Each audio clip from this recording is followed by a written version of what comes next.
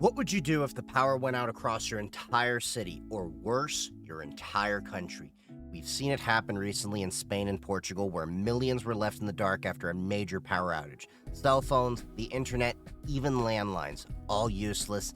In times like this, how do you stay connected when modern communication systems fail? Well, here's a surprising answer. Amateur radio like ham radio. You might think of it as a hobby, but ham radio isn't just for talking to strangers or experimenting with equipment. It's a lifeline in emergencies, a vital communication tool that keeps you connected even when everything else goes down. That's actually how quite a few managed to stay in contact during this crisis. In today's video, we'll dive into ham radio and why it's an essential skill for anyone interested in communication, tech, or disaster preparedness. If you've ever worried about what to do in a crisis when the usual systems fail, ham radio could be your backup plan. Now, before we dive in, let me just mention that ham radio and GMRS can actually be relatively inexpensive hobbies. As of this recording, you can get your ham radio or GMRS license for just $35 each, and that license lasts for 10 years. The ham radio exam cost me just $15. Of course, like any hobby, you can always go for the high-end equipment that can cost quite a bit of money. Think high-powered transceivers and fancy antennas. But for most people, the entry-level gear and the licenses are super affordable. And this is a fantastic hobby you can start on a budget. I also have to say that learning about radio has completely changed the way I approach computer networking. It's not just about the cool gadgets. Radio technology has really opened my eyes to how signals work, how to better plan wireless networks, and how to properly propagate a signal. For example, in my home lab, I now understand how to plan and place access points in my home network with multiple unified access points more effectively. I honestly wish I had gotten into this much earlier because it's made me so much better at designing and deploying networks, especially for customers. It would have really benefited me to have this knowledge back then instead of just guessing if a setup would be good enough. And this is why I actually hold the opinion now. I think it should be required education for anyone getting into networking, seeing as wireless communications is a huge part of how we network today. But let's dive into the different types of radios and how ham radio fits into this. It's not just about talking to people across the globe, but about utilizing a vital communication tool when other systems go down. To start with, we'll look at a few different radio types and how they fit into the bigger picture. CB, ham, LoRa/Meshtastic, FRS, GMRS, MERS, and more. Before we jump in, don't forget to like this video, subscribe to the channel, and hit that bell icon so you don't miss any future content. I've got a lot of great videos lined up for you, and you'll want to stay up to date. Also, be sure to follow me on all of my socials to stay connected, and check out the Radioheads channel inside my Discord server and my Matrix server for even more ham radio talk, tech discussions, and a community of like-minded people. Let's kick things off with CB radio. This is one of the most popular types of radios, especially known for its use by truckers, but it's not just truckers using it. A lot of people across the world use CB radios. The cool thing about CB is that it's unlicensed and easy to use, but it does come with its own limitations. You can only transmit on a small set of frequencies, and the power is low, limiting your range. You'll typically find it on 40 channels within the 27 MHz band. However, even though CB is popular, it's limited compared to other options like FRS, Family Radio Service, and GMRS, General Mobile Radio Service. FRS is unlicensed and operates on 22 channels in the UHF band, specifically 462 to 467 MHz. And it's great for short-distance communication. You'll usually see FRS used by families or outdoor enthusiasts. Often, when you go to a store and you buy a handheld radio set that's a two-way radio, those are FRS radios. On the other hand, GMRS requires a license from the FCC, but it offers greater range, up to 20 miles or more, and operates on 22 channels within the same UHF. I'll show what I use for GMRS later in the video. GMRS is a powerful tool for family communication and can be used in business settings as well, if everyone is licensed, where you may need communications for your team. But it's not a private chat. We will touch on that later for business. The licensing process for GMRS is simple, and as of this video, the license costs $35 and is valid for 10 years. No test required. That's right, you don't have to take a test like you do with ham radio, but you still need to get that license to legally operate. Another advantage of GMRS is that it covers your entire family. With a single GMRS license, you can legally operate the radios across your whole household. However, ham radio is licensed per person, which means every individual in your family or group who uses a ham radio needs their own license. GMRS also has something special. Just like ham, it can use repeaters. A repeater is a station that receives a signal on one frequency and retransmits it on another, allowing you to significantly extend your communication range. It's an invaluable tool in GMRS, especially for people in rural or mountainous areas, seeing as most GMRS systems max out at 5 watts, and a repeater on GMRS can do up to 50 watts. Now, let's talk about LoRa, long range. LoRa is a license-free communication technology which here in the USA operates in the 915 megahertz band. Other countries use different frequencies. That means you can use LoRa to send signals without needing any special license. But here's a heads up. If you start amplifying the signal, like on many other devices, you may need a ham license, as this falls under more regulated power levels.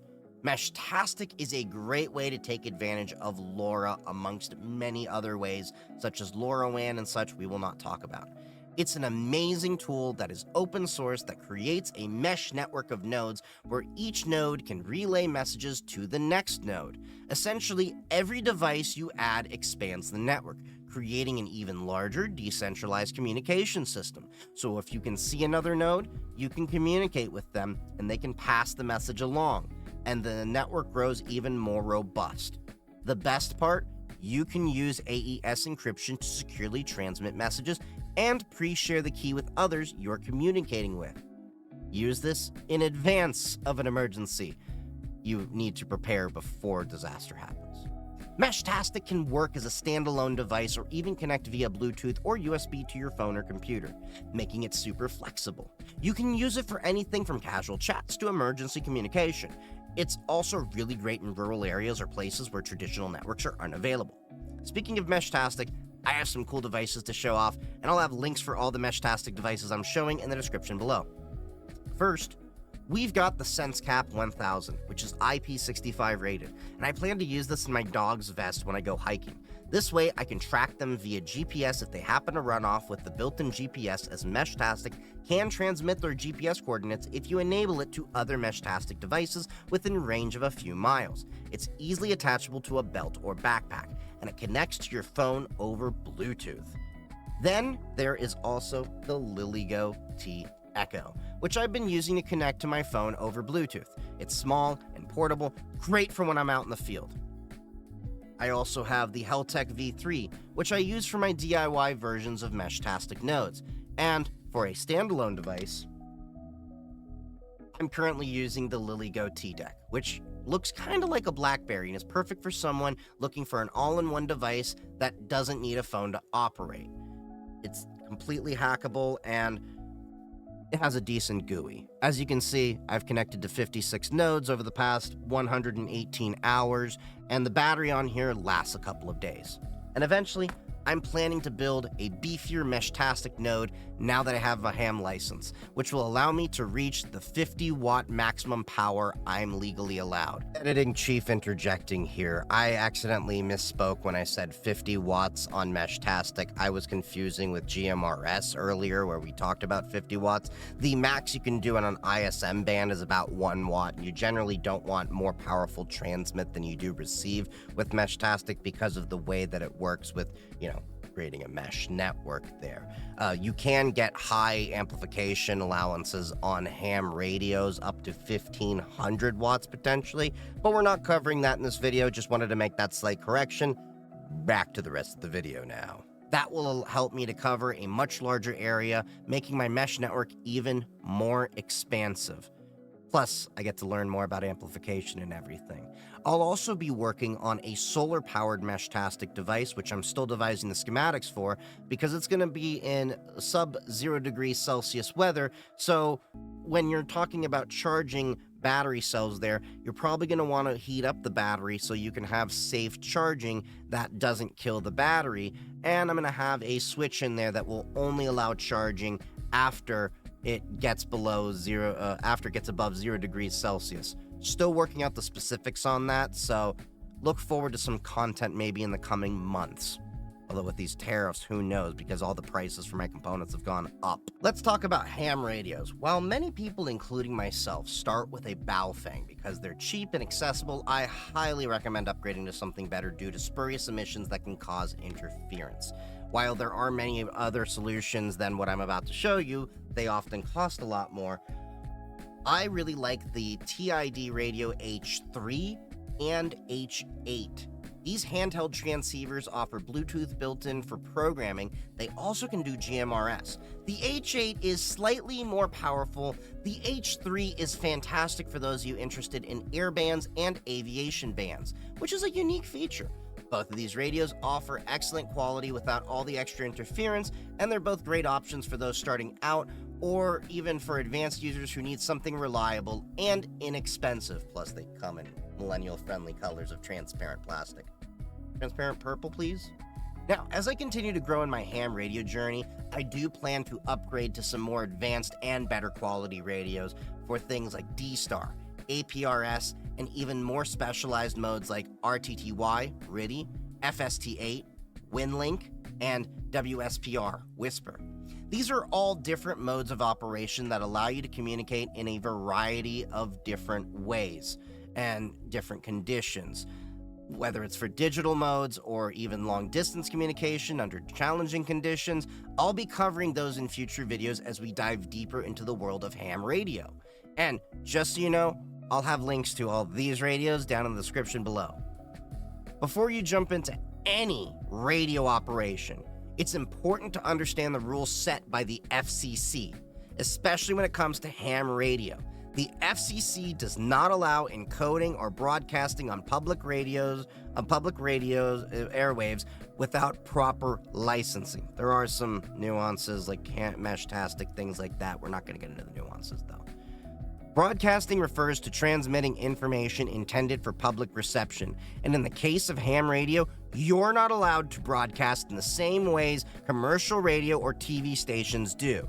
With ham radio, you must operate within the regulations that the FCC sets for amateur communication. The most important rule is that you cannot broadcast. Instead, you are allowed to transmit messages and communicate with other licensed operators, but only within certain legal boundaries. For example, you cannot transmit music or commercial content. It's strictly non-commercial, with the primary goal being communication and experimentation. There are overall 3 licenses you can get for ham radio, all with increasing privileges. Technician license. This is the entry-level license and grants access to most VHF and UHF bands. Great for those just getting started. General license. This gives you access to more frequencies, including some HF bands, and it's where you get more global reach. Honestly, general is probably more than enough for most, and if you're looking to just communicate locally and across regions, general will serve you well. The amateur extra license opens up a small slice more of the spectrum, so it's probably not worth stressing over unless you're a real radio enthusiast. The extra license, amateur extra. This is the highest level, and it provides access to every available frequency in the amateur bands. Now, while you can take these exams online, it's important to note that it's often a bit nerve-wracking making sure your area has an online testing center available. That's why I recommend finding a local testing center. It makes the whole process smoother and less stressful without proctors needing to analyze your entire work area, lift up papers, and start moving things around, and possibly canceling your test because it wasn't clean enough. Now, here's a fun and somewhat old-school part of ham radio. Morse code, also known as CW. continuous wave. While Morse code is no longer required for the ham test, it's still incredibly valuable. In fact, I'm planning to start learning it myself.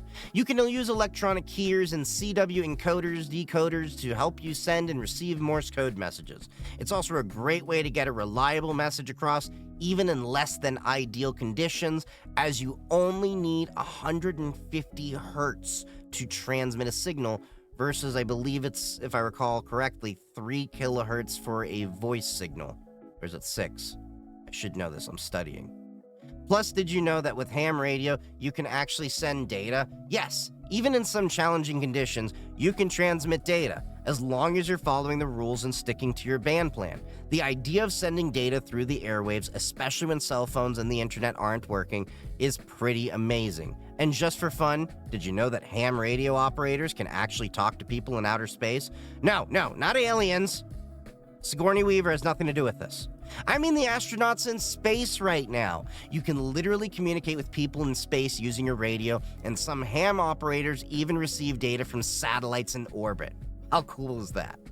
Besides the popular bands we've covered, there's also MURS, Multi-Use Radio System, another license-free radio system in the USA. It operates in the 151 to 154 megahertz and is great for short-range communications, but it comes with some limitations.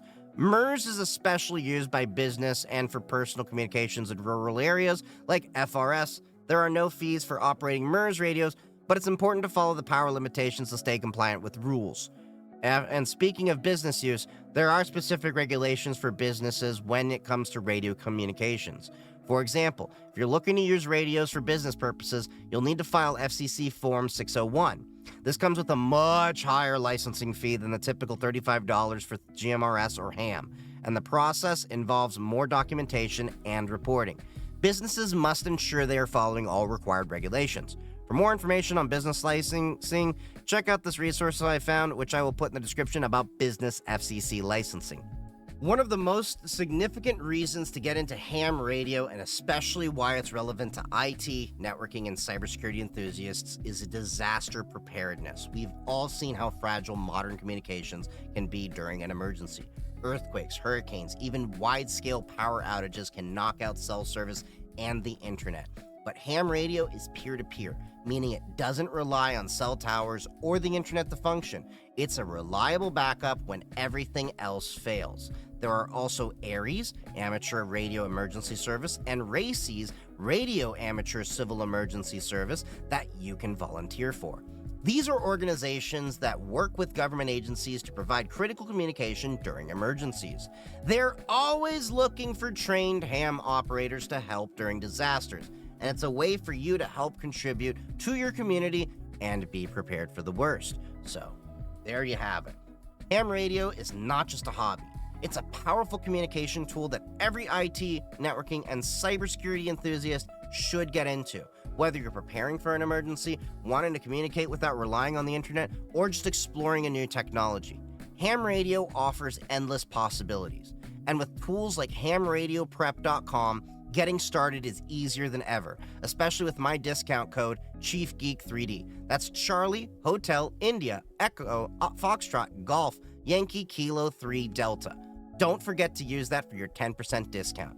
Thanks for watching. If you're interested in ham radio, or if you've got any questions, let me know in the questions below. Don't forget to like this video, subscribe, and hit the bell icon for more content on radio tech, cybersecurity, and disaster preparedness. Be sure to check out the Radiohead's channel inside my Discord server and Matrix server to join in on the discussion. Until next time, stay safe, stay connected, and keep experimenting with tech. Happy hacking.